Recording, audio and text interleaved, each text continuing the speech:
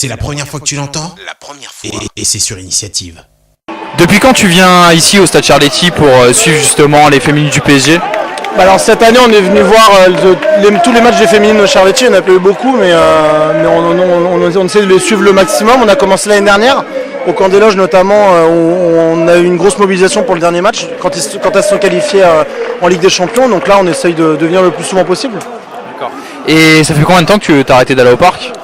On a arrêté à partir du moment où le plan Le Prou a été mis en place, donc ça veut dire il y a à peu près 1 an et demi.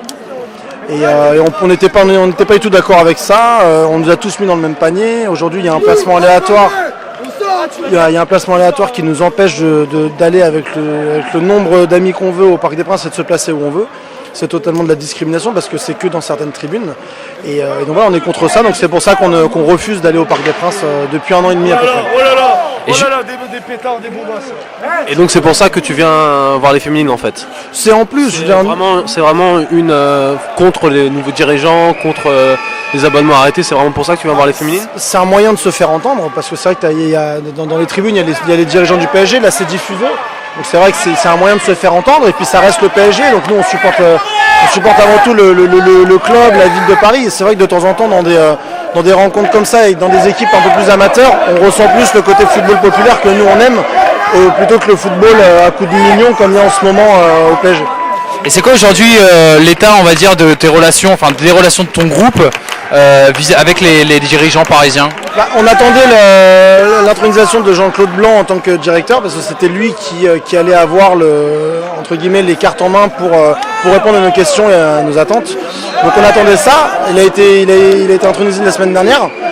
Donc on attend, là je pense qu'il va y avoir un contact qui va être pris dans les semaines qui vont venir, on espère en tout cas. Tu crois encore à une issue favorable sur ce conflit?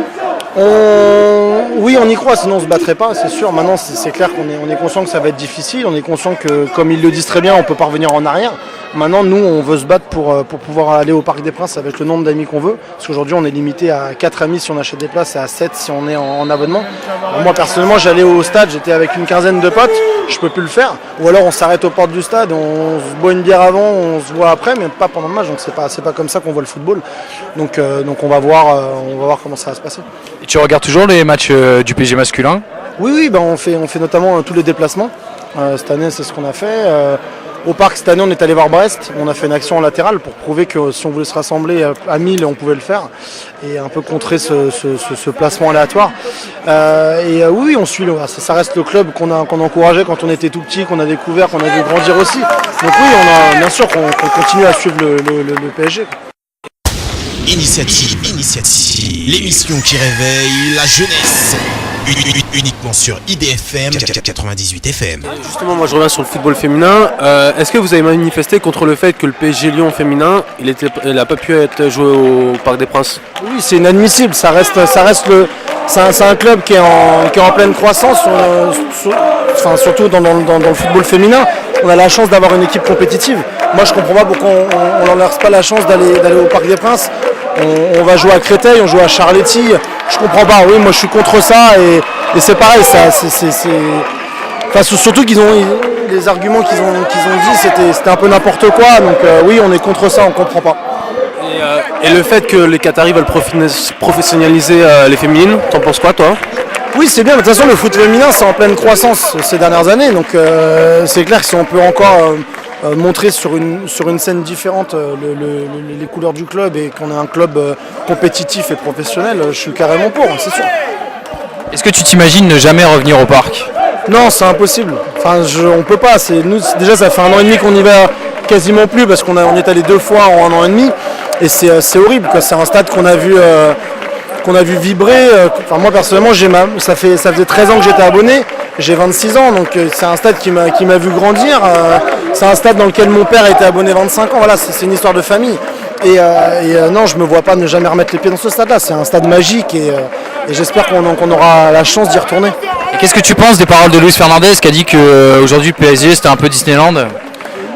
Non, Disneyland, je suis pas forcément d'accord. Maintenant, c'est vrai que le PSG a toujours eu une âme assez forte, de par ses supporters notamment, et de l'ambiance qu'il y avait au parc.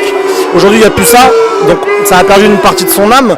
Moi, quand je vois les joueurs qu'il y a aujourd'hui au PSG, quand on fait les déplacements à l'autre bout de l'Europe ou en France, qui viennent même pas nous saluer, qui rentrent directement au vestiaire, je trouve pas ça normal. Et oui, donc ça perd de son âme. Après, de là à dire Disneyland, je pense que c'est des mots forts. Et Luis, c'est quelqu'un de passionné, c'est quelqu'un qui aime le club, donc peut-être qu'il a des mots forts de temps en temps aussi pour faire réagir. Mais oui, c'est vrai qu'il y a des valeurs au club en ce moment, notamment depuis l'arrivée des Qataris, qui sont pas dans le football populaire. Maintenant, c'est vrai que ça nous fait plaisir d'avoir une équipe compétitive et qui joue les premiers rôles en championnat et on espère qu'il va jouer les premiers rôles en Europe aussi. Initiative, l'émission qui réveille la jeunesse.